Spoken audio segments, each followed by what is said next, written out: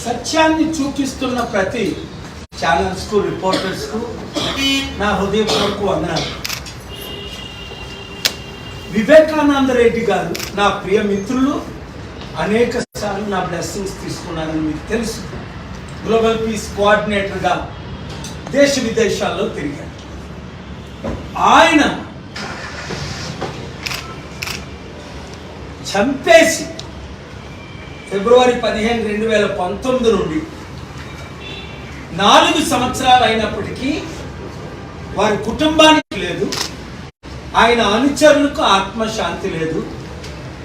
ఇప్పుడు మీడియా అంతా లేదు, ఈ సిబిఐ వారంతా ఒకే యాంగిల్లోనే ఎంక్వైరీ చేస్తున్నారని నేను సిబిఐ డైరెక్టర్ని కలవడం జరిగింది. సిబిఐ హైదరాబాద్ జడ్జి గారిని కలవడం జరిగింది. సిబిఐ ఇన్వెస్టిగేటివ్ ఆఫీసర్లు 3 మాట్లాడడం జరిగింది. చినరాజప్ప గారు టీడీపీ మంత్రి, బీజేపీ ఎవరు, కడప ఎస్పీ ఎవరు,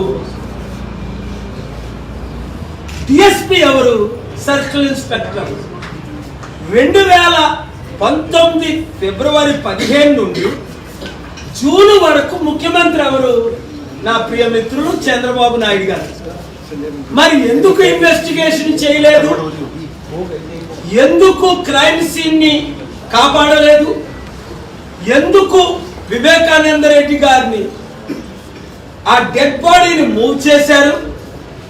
ఎందుకు పోస్ట్ మార్టం హరీబరీగా చేయించారు? ఎందుకు ఆ క్రైమ్ వెపన్స్ ఆ గొడ్డల్ని వాటిని సీజ్ చేయలేదు? చంద్రబాబు నాయుడు గారు, దీనికి మీరే జవాబు చెప్పాలి. దీనికి 2 యాంగిల్స్ ఉన్నాయి.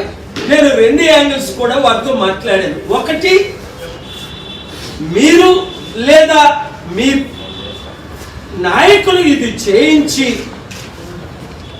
ఎలక్షన్లో జగన్మోహన్ రెడ్డి గారికి చెడ్డ పేరు వస్తే మీకు మరలా ఓట్ బ్యాంక్ పెరుగుతుందని నా బీఫారాలు వాడుకొని 38 మందిని నిలబెట్టి వైఎస్ఆర్సీపీకి పోలికైన పేర్లతో మీరు ప్రజాశాంతి పార్టీ ఎమ్మెల్యేలు నిలబెట్టారా లేదా? ఇప్పుడు నేను కోర్టులో 3 హైకోర్టు తెలంగాణలో 3 విషయాలు వాదించాను, 3 గెలిచాను. కామారెడ్డి రైతులకు న్యాయం జరిగింది, బీజేపీకి ఇన్స్ట్రక్షన్ జరిగాయి. ఫిబ్రవరి 9 కేసీఆర్ గారు కంప్లీట్ గా సెక్రటరేట్ ఇనాగ్రేషన్ ఆయన పుట్టినరోజుని చేసుకోకుండా చేసి పడేశాం. అంబేద్కర్ గెలిచాడు, కేసీఆర్ ఓడిపోయారు. మీరు గొప్పవారు కాదు. మీ మీద కూడా నేను కేసులు వేసి సత్యాన్ని బయటకు లాగుతానని చెప్పాను. ఎవరితో?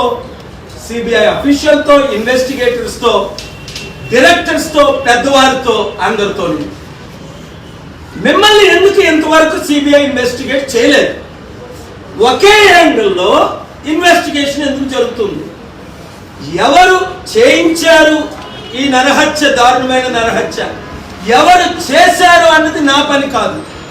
ఇన్వెస్టిగేట్ చేయడం సిబిఐ ఎప్పుడెందుకు చేస్తున్నారు? మీరు ముఖ్యమంత్రిగా ఉన్నప్పుడు చంద్రబాబు నాయుడు గారు మీరు ఎందుకు చేయించలేదు? ఫిబ్రవరి 15 నుండి మార్చి 15, ఏప్రిల్ 15, మే 15, జూన్ వరకు అర్థం చేసుకోండి. ఇప్పుడు కొన్ని ఛానల్స్, 1-2 ఛానల్స్ అప్సెట్ అయ్యింది. ఈ యాంగిల్లో నేను వెళ్తున్నానని బహుశా రిపోర్ట్ చేయకపోవచ్చు. వారందరూ రిపోర్ట్ చేస్తారు. మనకు న్యాయం కావాలా వద్ద? 2019లో చెప్పాను. చంద్రబాబు నాయుడు గారు గెలిచిన, జగన్మోహన్ రెడ్డి గారు గెలిచిన, చూసుకోండి. ఫిబ్రవరి 15 నేను మాట్లాడా, మార్చిలో మాట్లాడా. వివేకానంద రెడ్డి గారికి న్యాయం జరగాలంటే వీరిద్దరూ న్యాయం చేయలేరు అని. పొలిటికల్ అజెండా ఉన్నవారు ఎప్పుడు ప్రజలకు న్యాయం చేయలేరు. మర్డర్స్ చేయిస్తుందే మీరు. నా రికార్డింగ్స్, నా ఆర్గ్యుమెంట్స్ ఆనరబుల్ హైకోర్టులో తెలంగాణలో విన్నారు. 17 పాయింట్లు చెప్పాను. 10 నిమిషాల్లో కామారెడ్డి రైతులకు న్యాయం జరిగింది. అలాగే 1 నిమిషమే మాట్లాడాను. పర్సనల్ సెక్యూరిటీ రూపాలా గారు లెటర్ రాయమంటే సీజేకి లెటర్ రాస్తే సుమోటోలో ఆయన ఆర్గ్యూ చేశారు. 1 నిమిషంలోనే డీజీపీకి ఆర్డర్ వేశారు. 20 నిమిషాలు మాట్లాడాను. సెక్రటరేట్ బిల్డింగ్ కేసీఆర్ గారు ఎలా దుర్వినియోగం చేసి 29 ఎంపీలని సీఎంలని 776 ఎంపీలని పిలిపించుకొని బీఆర్ఎస్ దండోరా కొట్టుకుంటున్నారు. ఫిబ్రవరి 17 ఆయన పుట్టినరోజుని ఎట్టి పరిస్థితుల్లో ఇనాగ్రేట్ చేయనివని 5 సార్లు ఆనరబుల్ హైకోర్టులో పార్టీ ఇన్ పర్సన్ నేను ఆర్గ్యూ చేశాను. ఆనరబుల్ హైకోర్టు ఆర్డర్స్ పాస్ చేస్తున్నప్పుడు ఇంకా కొద్ది గంటల్లో పాస్ అవుతుందంటే ఆయన ఎలక్షన్ పేరు మీద కాంప్రమైజ్ అయ్యి పోస్ట్ పోన్ చేసుకున్నారు. ఎలక్షన్కి దీనికి సంబంధం ఏంటి? ఒక ఎమ్మెల్సీ ఎలక్షన్ సెక్రటరేట్ బిల్డింగ్ మరలా 10 సార్లు వార్నింగ్ ఇచ్చాం. ఏప్రిల్ 14ని అంబేద్కర్ రోజునే పుట్టినరోజునే అంబేద్కర్ బిల్డింగ్ సెక్రటరేట్ది ఓపెన్ చేయాలి.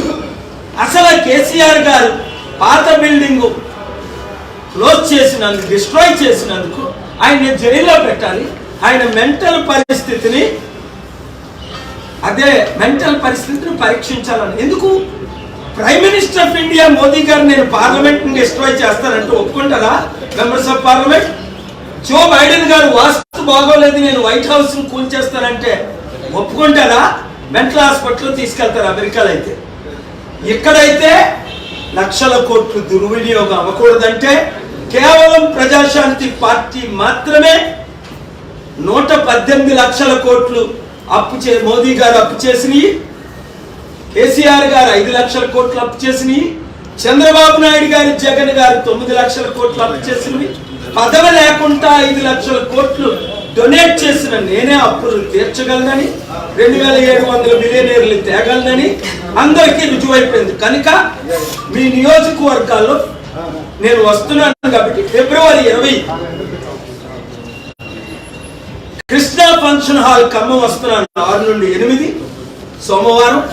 మంగళవారం 21 ఫిబ్రవరి 4 నుండి 6 వరకు మధ్యాహ్నం walls charity city Sadasivpet Sangareddy.